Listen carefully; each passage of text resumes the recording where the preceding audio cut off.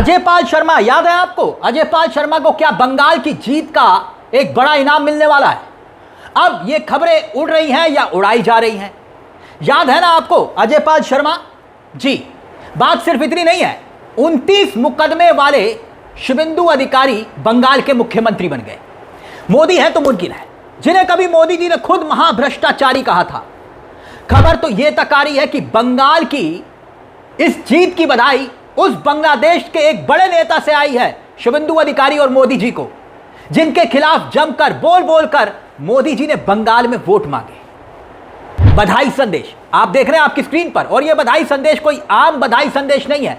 किसका है, क्यों आया, यह भी आपको बताएंगे। यानी अमृतकाल की भाजपा में, जिसमें एक ऐसे नेता को मुख्यमंत्री बना दिया गया जिन्हें कभी खुद मोदी जी ने पानी पी पी कर उस स्टिंग वीडियो का जिक्र किया था, जिसमें कथित रूप से यही शुभेंदु अधिकारी कार्यालय में बैठकर टेबल के नीचे नकदी ले रहे थे, नकदी नोट। और ध्यान रखिएगा, यह वीडियो कथित रूप से 2014 में रिकॉर्ड हुआ और 2016 के विधानसभा के चुनाव से ठीक पहले खूब इसको चलाया गया। और देश की होनहार मीडिया ने दिन रात दिखा दिखाकर पश्चिम बंगाल में टीएमसी को भ्रष्टाचारी बताने का प्रयास किया, खूब बदनाम किया। मगर अब वही शुभेंदु अधिकारी मोदी जी की आंख के तारे हो गए। एक नहीं, दो नहीं, तीन नहीं, 10 नहीं, बल्कि 29 मुकदमों की पूरी लिस्ट आपको दिखाएंगे। लेकिन पहले मोदी जी का यह बयान सुनिए, पुराना है, जिसमें यही शुभेंदु अधिकारी जी को लेकर कह रहे थे कि टेबल के नीचे से पैसे लेते हैं। सुनिए जरा। कैमरा के सामने, टीवी कैमरा के सामने कितना लाए हो? अच्छा, लाओ लाओ। और ऐसे कुर्ते में रख देते हैं। टीवी पे देखा ही नहीं देखा आपने? और चेहरा कितना भोला भाला था, ऐसा लगता था ये तो रोज की आदत वाले लगते हैं। और कुछ लोग तो टीवी के सामने कह रहे हैं इतना कम क्यों लाए? तो कहता है दूसरे थोड़े दिन के बाद दूंगा, तो कहते हैं कि जल्दी करना। एक और कह रहा है कि भाई मुझे तो दिया, लेकिन थोड़ा उनको भी दे दो, थोड़ा संभालना पड़ेगा। आपराधिक धमकी से लेकर विवादित बयान, यौन उत्पीड़न से लेकर चोरी, शांति भंग करने जैसे तमाम आरोप शुभेंदु अधिकारी के उस लिस्ट में है, जहां पर 29 मुकदमे दर्ज हैं। अभी हम आपको दिखाएंगे, मगर पहले यह ट्वीट देखिए। यह ट्वीट समाजवादी पार्टी के आईटी सेल ने किया है, ट्विटर हैंडल से। इसमें देखिए क्या लिखा है। इसमें लिखा है कि सुना है बंगाल चुनाव जीतने वाले किसी आईपीएस को भी इनाम सीबीआई डायरेक्टर की कुर्सी मिलने वाली है। भाजपा को इलेक्शन जितवाओ और बदले में इनाम पाओ योजना चलाई जा रही है भाजपा में, क्वेश्चन मार्क। भाजपा ने सभी संवैधानिक संस्थाओं को करप्ट कर दिया है और लोकतांत्रिक व्यवस्था को छिन भिन कर दिया है। सपा मीडिया सेल के इस दावे में कितना दम है यह तो मालूम नहीं, मगर बिना नाम लिखे संदेश बिल्कुल साफ समझ में आ सकता है कि सपा का इशारा अजय पाल शर्मा की तरफ है। जी हां, अजय पाल शर्मा, याद है ना आपको? बंगाल चुनाव में टीएमसी नेताओं को धमकाते हुए यही अजय पाल शर्मा जी दिखाई दे रहे थे। ज्ञानेश जी ने खास तौर पर इनकी नियुक्ति की थी, जिनके बदले ऑब्जर्वर की नियुक्ति की थी इनकी जगह। पहले इनकी जगह जो थे वो भी विवादों में थे, लेकिन इनके विवाद ज्यादा बड़े, खूब चर्चाओं में आए। तो अब समाजवादी पार्टी यह दावा कर रही है कि इनाम मिलने जा रहा है। वैसे तो सीबीआई डायरेक्टर की नियुक्ति प्रधानमंत्री, चीफ जस्टिस ऑफ इंडिया और नेता प्रतिपक्ष की कमेटी करती है, मेरिट के आधार पर। बीजेपी के दफ्तर से नहीं होती है, लेकिन मोदी है तो मुमकिन है। अजय पाल शर्मा को उनकी निष्ठा के लिए यह इनाम मिल सकता है। आपको पता है ना निष्ठा किसके प्रति थी। खैर, अब आइए एक और खबर पर। खबर देखिए आपकी स्क्रीन पर, फिर मुकदमों पर भी आएंगे। 29 मुकदमे। हेडलाइंस देखिए। चुनाव में बांग्लादेशी घुसपैठ को बनाया मुद्दा, अब बांग्लादेश की पूर्व पीएम शेख हसीना ने शुभेंदु अधिकारी को सीएम बनने पर दी बधाई। क्या हुआ, चौंक गए आप? कुछ समझे आप? बंगाल विधानसभा के चुनाव में बीजेपी की ओर से आक्रामक प्रचार किए गए और सबसे ज्यादा बांग्लादेशी घुसपैठ को मुद्दा बनाया गया। हर बीजेपी के नेता ने कहा कि बांग्लादेशी घुसपैठ, बांग्लादेशी घुसपैठ। बीजेपी के ऊपर से लेकर नीचे तक, टॉप से लेकर बॉटम तक हर नेता ने जोर जोर से चिल्लाया, घुसपैठिए, घुसपैठिए, घुसपैठिए, भगा देंगे बांग्लादेशियों को। मगर अब सोशल मीडिया पर शेख हसीना की बधाई काफी चर्चा का विषय बनी हुई है। आप देख सकते हैं बकायदा लेटर जारी करके शुभेंदु अधिकारी को शेख हसीना ने बधाई दी है। अब सोशल मीडिया पर इसकी खूब चर्चा भी हो रही है। बवाल नाम के ट्विटर हैंडल ने देखिए क्या लिखा है कि बांग्लादेश के पूर्व प्रधानमंत्री शेख हसीना ने शुभेंदु अधिकारी को बंगाल में मुख्यमंत्री बनने पर बधाई दी और उम्मीद जताया है कि बंगाल का विकास और तेजी से होगा। शेख हसीना उसी बांग्लादेश की पूर्व पीएम थी जहां के जनता पर घुसपैठ करके भारत में घुसने के आरोप बीजेपी के द्वारा लगाए जाते हैं और दूसरी तरफ शेख हसीना बीजेपी सरकार के मेहमान बनी बैठी हैं। कोई दोहरी चरित्र का उदाहरण बीजेपी से सीखे, यानी सोशल मीडिया पर चर्चा हो रही है। अब आते हैं उस खबर पर जिसमें माननीय मोदी जी के चहीते जो कल तक महाभ्रष्टाचारी थे अब मुख्यमंत्री बन गए।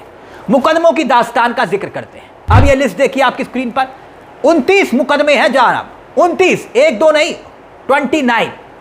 नारदा सिंह ऑपरेशन से जुड़ा मामला जिसमें टीएमसी के कई नेता और कई वरिष्ठ पुलिस अधिकारियों पर कथित तौर पर नकद लेते हुए दिखाए जाने का दावा किया गया था। यह स्टिंग ऑपरेशन 2014 में रिकॉर्ड हुआ था, 2016 के चुनाव में खूब चर्चा में आया, यानी विधानसभा के चुनाव से ठीक पहले सामने आए और पीएम मोदी ने बार बार इन्हीं शुभेंदु अधिकारी को महाभ्रष्टाचारी कहा।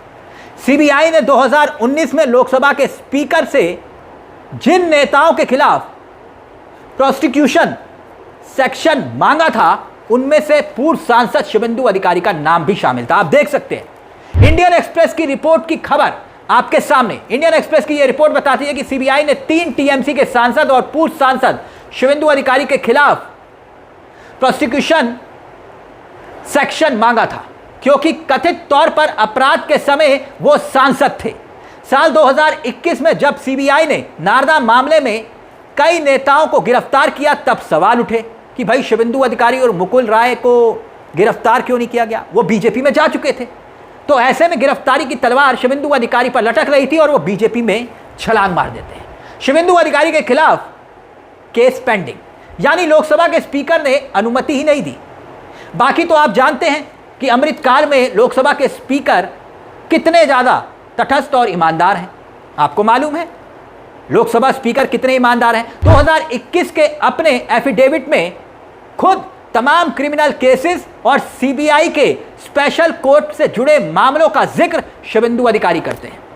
नारदा से जुड़े सीबीआई ईडी केस को पेंडिंग केस के रूप में शुभेंदु अधिकारी बताते हैं। ये लिस्ट आपके सामने है और ये तमाम लिस्ट के जुड़े हुए तमाम आरोप चीख चीख कर गवाही देते हैं कि प्रधानमंत्री ने भ्रष्टाचार के खिलाफ कैसी मुहिम छेड़ी है। सोचिए जरा, जिन जिन पर भ्रष्टाचार के आरोप लगाए मोदी जी ने कहा आओ वॉशिंग मशीन में धुलो और फिर उसके बाद सारे पाप माफ। शुभेंदु अधिकारी उन्हीं में से एक है। हेमंत बिस्वा शर्मा को भूल जाइए, स्वर्गीय अजीत पवार को भूल जाइए। इतना ही नहीं, तमाम नेता हैं जिन जिन पर आरोप लगे वो बीजेपी ज्वाइन करते गए और मुख्यमंत्री तक बन गए। सम्राट चौधरी जैसे उदाहरण। अब यह खबर देखिए, 2021 में तो शुभेंदु अधिकारी और उनके भाई पर राहत सामग्री चोरी करने तक के आरोप लगे, यानी एफआईआर तक दर्ज हुई। कहा गया कि 29 मई 2021 को सरकारी राहत सामग्री जिसकी कीमत लाखों में थी, सारा सामान नगर पालिका के गोदाम से ताला तोड़कर चोरी कर लिया गया, निकाल लिया गया और आरोप शुभेंदु अधिकारी पर लगे। ये खबर तो यही बताती है। इतना ही नहीं, जो वहां पर सुरक्षा में केंद्रीय बल लगाए गए थे उनका भी दुरुपयोग किया गया, इस तरह की बातें आई। कथित रूप से इन्होंने सरकारी पैसे की जन राहत की सामग्री को चोरी कर लिया, ऐसे में आरोप लगे। एक मामला और सामने आया, शुभेंदु अधिकारी के सुरक्षा कर्मी की 2018 में कथित आत्महत्या का मामला। आप देख सकते हैं, कथित आत्महत्या शुभेंदु अधिकारी के सुरक्षा कर्मी की 2018 में खूब विवादों में रही। यह सुरक्षा कर्मी शुभेंदु अधिकारी के सिक्योरिटी टीम में थे। इन्होंने कथित रूप से आत्महत्या कर ली और उनकी पत्नी ने शिकायत की। मामला सीआईडी को सौंप दिया गया और इसके साथ साथ आपको बता दें, आप देख सकते हैं स्क्रीन पर 29 मुकदमे हैं। चुनावी हलफनामा खुद शुभेंदु अधिकारी का 2026 का, कोई छोटा मोटा मामले नहीं है। ये तमाम मामले गवाही दे रहे हैं कि किस तरह से शुभेंदु अधिकारी का ट्रैक रिकॉर्ड रहा है, यानी कि चाल चरित्र और चेहरा जैसे बीजेपी का, वैसा ही चाल चरित्र और चेहरा शुभेंदु अधिकारी का इस क्रिमिनल हिस्ट्री शीट में दिखाई देता है। ये हलफनामा है शुभेंदु अधिकारी के द्वारा लिखा गया, इसीलिए मोदी जी ने इनको क्लास का मॉनिटर बनाया, यानी कि मुख्यमंत्री। धार्मिक भावनाएं आहत करना,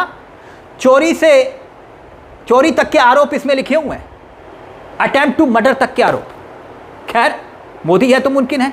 यानी गुजरात की जोड़ी ने भाजपा को ना सिर्फ परिवारवाद से कोई दिक्कत होने दी और ना ही विपक्ष के नेता, खासकर कांग्रेस के नेताओं से दिक्कत है, ना ही भ्रष्टाचार से कोई दिक्कत है। यह बात तो बिल्कुल इस पूरे उदाहरण से समझ में आती है। याद कीजिए, असम के मुख्यमंत्री हेमंत बिस्वा शर्मा को भी कांग्रेस के ही प्रोडक्ट हैं हेमंत बिस्वा शर्मा।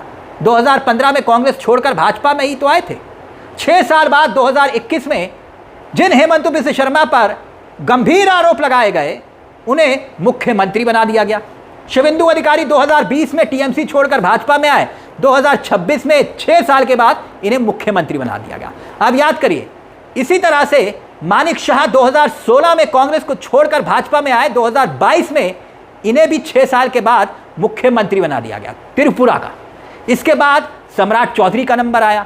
2017 में जेडीयू छोड़कर बीजेपी में आते हैं, तो कांग्रेस के प्रोडक्ट रहे ये भी, इन्हें भी 2026 में बिहार का मुख्यमंत्री बना दिया। यानी 3 विपक्ष के नेताओं को भाजपा ज्वाइन करने का लगभग 6 साल के बाद मुख्यमंत्री पद मिलने का इनाम मिला।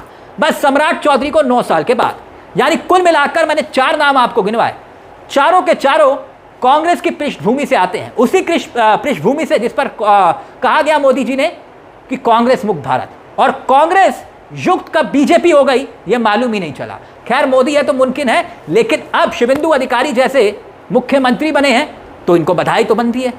लेकिन सवाल यह है कि क्या अजय पाल शर्मा को भी बधाई मिलने वाली है, यानी कि प्रमोशन मिलने वाला है, जिसका जिक्र समाजवादी पार्टी के ट्विटर हैंडल से किया जा रहा है।